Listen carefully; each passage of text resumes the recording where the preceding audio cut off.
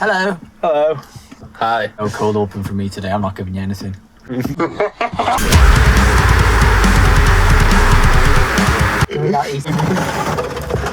Oh my god, that's hot.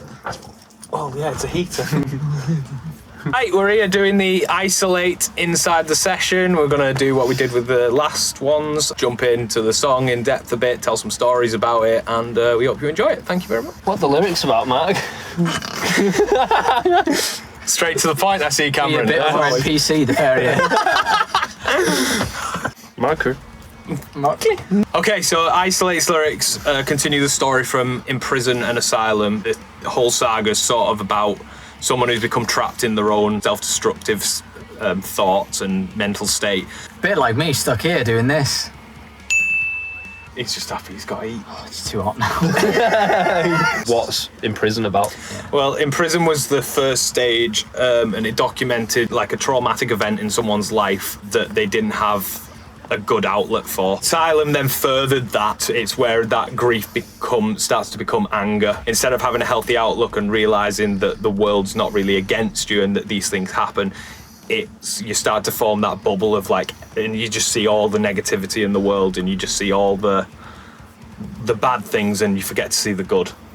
Any particular order between like In Prison, Asylum, and this? So it definitely follows the pattern. Like In Prison was the first step where and it was written in a way where it was about that loss, and then Asylum was about the hatred that then caused and the anger that caused around it. It was like starting to follow like the 5 stages of grief, but in its own way that the 5 stages become much harder to get out of.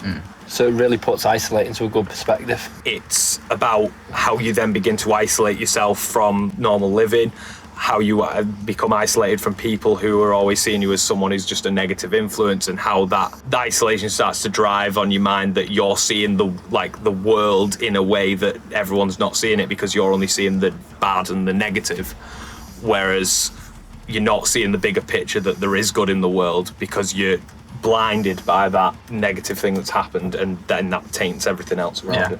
Would you say like it's almost like a mini concept album within different albums? Yeah, originally I wanted to do it one of these songs per like release, but when we did merge Post Cleanse Pre-Defeat it originally was 2 EPs, and when we merged that into one album, obviously In Prison and Asylum ended up on that same release, and now Isolate's come in as the third song in this series.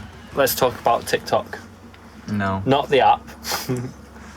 You know, TikTok, bleh. Okay. Well, yeah, the overall theme I think with this one was time, and time not being on your side. Like we've had the In Prison and Asylum where you've fallen deeper into this sort of like depression, and now it's like you sat there and you don't really know how you're going to pull yourself out of this, and you sat there thinking, have I got time to actually bring myself back from this? Is time on my side? Do I know where I'm going? What does my future look like? What does my past look like? How can I better myself from this? Yeah, you let your time pass by until you actually go, okay, I'm going to pull myself out of this mess now. But as with the other 2 songs, Sean. He's interrupting me again! Simmer. No. I like it when Mark gets cross. That's my thing. So what was the turning point in the song? The complete change in musical style, really? Yeah, we do. Because so in each song it has that point where it moves into like a different style or like a different like sort of subgenre to sort of show like the turning point before it reverts back to where it was. And in this one, with the lyrics, I wanted it to be like that point of familiarity that shines that light back on that, oh, there is like positivity, there is something we can grasp onto, I can get myself back to that. And it's that line that something feels familiar, something I can't quite put my finger on. And in this intermission, I feel like I'm not quite moving on. And it's that we got to try and move past it and try and realise that the loss isn't everything, and it doesn't have to consume you. You can move past it. You can begin to see the positivity, see the light again. What are you whispering about?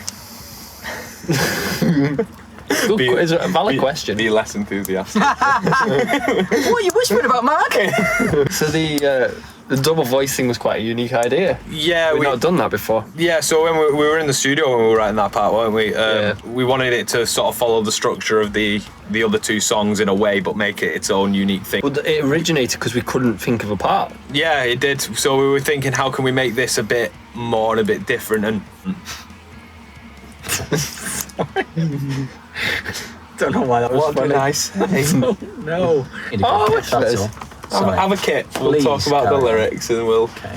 came up with this sort of concept of having two voices that are basically like making the way forward unclear, but are like ultimately saying the same thing.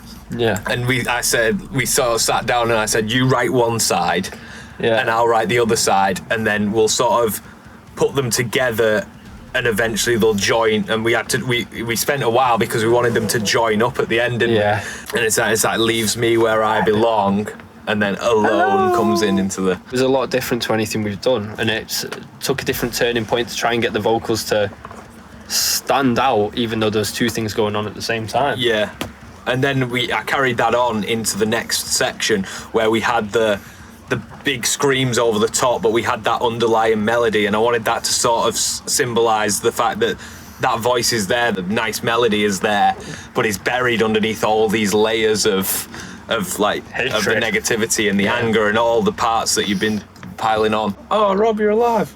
Yeah.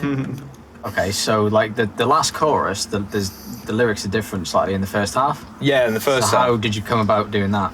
Yeah, that followed on. We wanted to do like a double chorus at the end, kind of like we did it in Prison. So we've come from the middle section where there was that light, and then it's showing like the cycle sort of repeats as that light fades again, and you bring like that depression starts to kick back in. Because the two Dick. Why? Go on again. Sake, Rob! I'm the problem.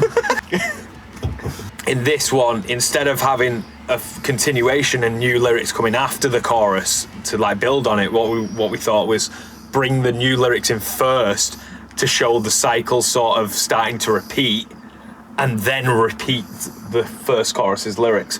So it's like tie me down, repeat the day, watch the shadow on the clock ticking away, and it's sort of showing that descent back into it after that bright light's shone in that middle section, and then it's back down into the grief and the depression again. And then the cycle starts to repeat, but we wanted to add that little bit extra madness in, and that's why we had that idea in the gaps of the chorus. Yeah. We added those like sort of psychotic laughs in between the bits. It's like any state of reality is fucking gone. But I know it's. You've snapped basically. Yeah. I know it's like really cliche because whenever you go from isolate, you immediately takes you back to COVID, and when you had to isolate in that perspective, we tried to avoid it being as connected to that. So obviously you say isolate and people are like, oh, it's all about COVID. Yeah. No. Well, it can just be interpreted a lot of different ways, though, can it? Yeah, exactly. And more people will get a sense of how this is, like, everyone should have an idea of how this song relates to them because they've all been through that kind of definitely. stage. That dark phase. Everyone has definitely been through something like this, but luckily a lot of people do manage to pull themselves out of it. Yeah, that was him this time.